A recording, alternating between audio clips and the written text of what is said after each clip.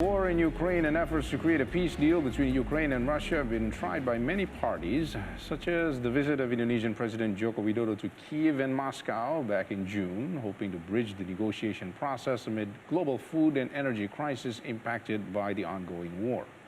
Metro Globe Network has an exclusive interview with the Ukrainian Foreign Minister Dmytro Kuleba today.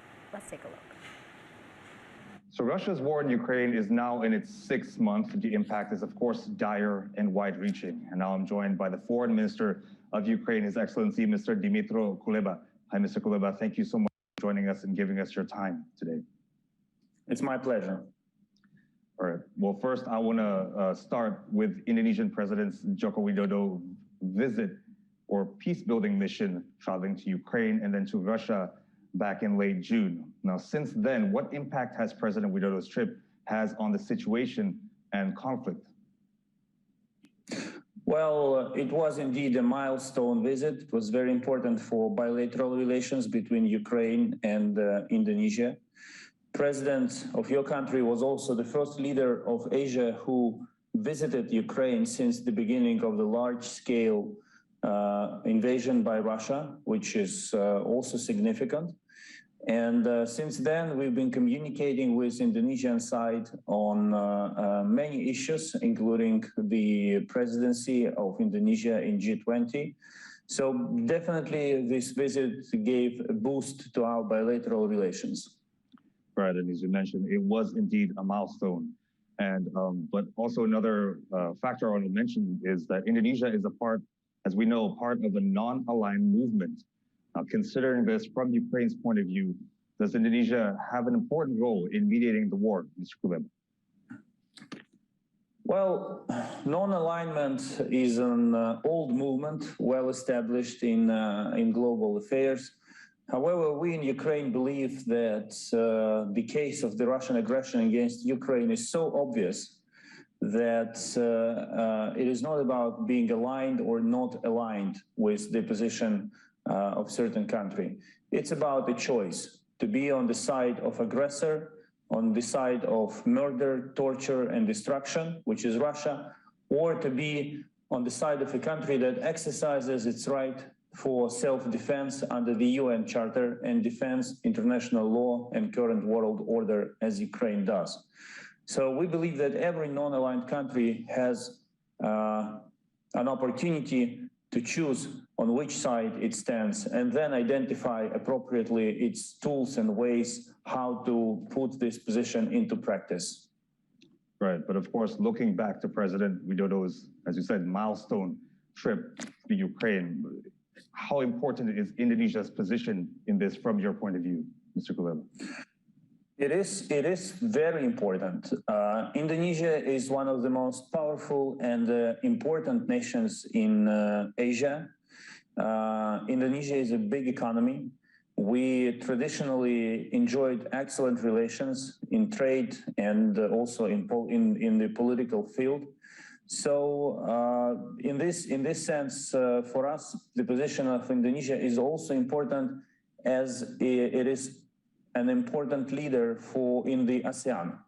And the presidency of your country in this regional community is coming. Ukraine has been eager to deepen its relations with ASEAN. So on all accounts, Indonesia is a very important country for us. And during President Widodo's visit to Ukraine, we felt that he clearly understands what this war is about, who is the aggressor, who is defending itself.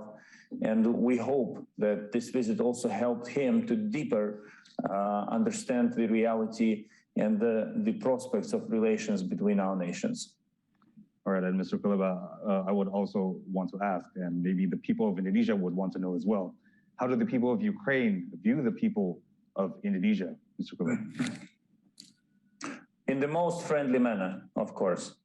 I will not be hiding the fact that, of course, when Ukrainians think about Indonesia, the first thing that pops on their mind is the beautiful island of Bali, the dreamland where everyone wants to come one day.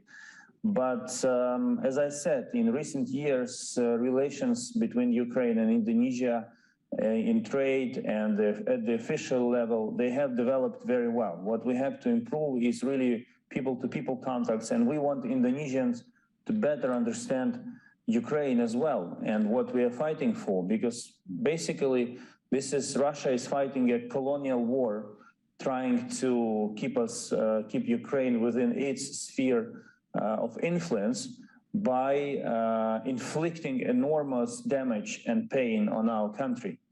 And I'm sure that if the people of Indonesia understand this simple fact, they will have a much better comprehension of the life Ukrainians are living, and they have a little more empathy towards us.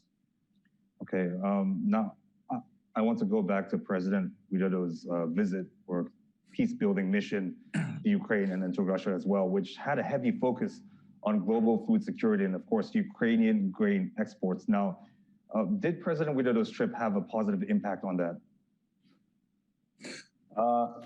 Definitely, President Widodo's visit was an important element in the broader effort to unlock the export of Ukrainian grain to the global market. And I would like to assure you that when it comes to export of Ukrainian agricultural products, we as suppliers are in the same boat with those who receive our supplies. So Indonesians and Ukrainians in particular, because as much as you are interested in receiving food and in keeping food prices under control, we are interested in selling our agricultural products and making revenues to invest in our economy, which is badly suffering from the Russian aggression. So Russia tried to separate us. I mean, us as a supplier and recipients of our agricultural products. They tried to put blame on Ukraine, but I want to assure every Indonesian that the only reason why grain exports were blocked was the Russian blockade and Russian military threat. And they were playing their hunger game, trying to put blame on Ukraine and Europe and other countries. But in the end, you and us are in the same boat, and we have succeeded because Ukraine is ready to send ships from its ports full of grain and sunflower oil. What remains to be left is some security details have to be smoothed so that Russia does not attack neither the port nor these ships. And as I said, President Widodo's visit was an important element of this broader effort. When it comes to the broad political negotiations and about ending the war and bringing peace back, I don't think that process has any prospects for the time being, because we do not see any will in Russia to put this war to an end and to resume negotiations. They want to fight, to conquer, to kill, and therefore, unfortunately, this war continues. Now, as we know, Indonesia is holding the G20 presidency this year, and next year, Indonesia will be the chair of regional group of ASEAN. So what does Ukraine sort of expect from Indonesia in holding these two respective positions that can also relate to Ukraine's interests, Mr. Kuleba? Well, I do not envy my Indonesian colleague and the government of Indonesia. They are presiding over G20 at a very challenging time when Russia, as a member of G20, has to be handled. But my colleague Retno, the foreign minister of Indonesia, is a very capable diplomat, and I'm sure she will be able to find solutions to make the Indonesian presidency in the G20 a success.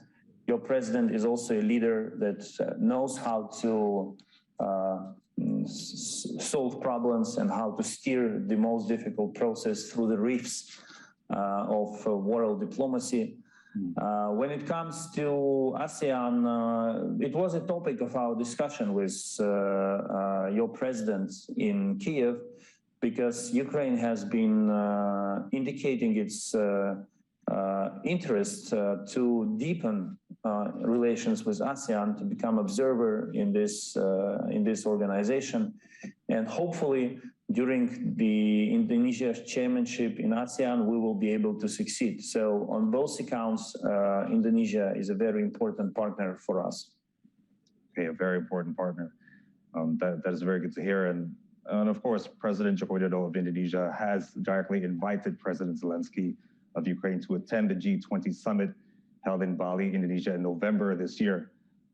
Can you tell us, will President Zelensky attend the G20 summit in person?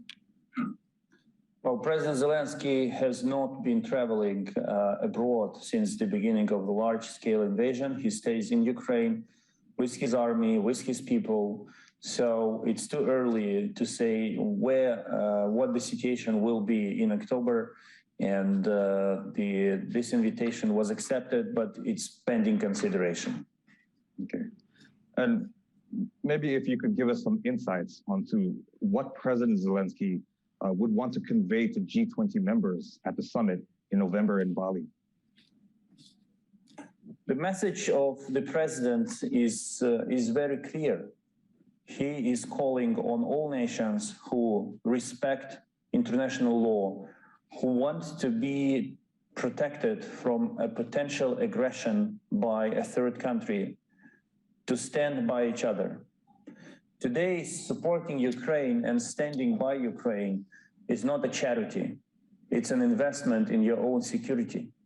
For example, if Russia succeeds in Ukraine, after bluntly violating all possible norms of the UN Charter, no other nation in the world will feel secure and safe, because everyone who wants to attack a neighbor, to change a border, to take under control an island that belongs to someone else, will feel inspired by the example of Russia.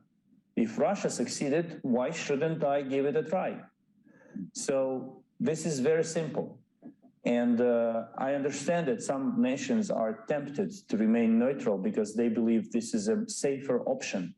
But as you rightly mentioned, the war in Ukraine demonstrated that repercussions of the Russian aggression against my country are felt all over the planet.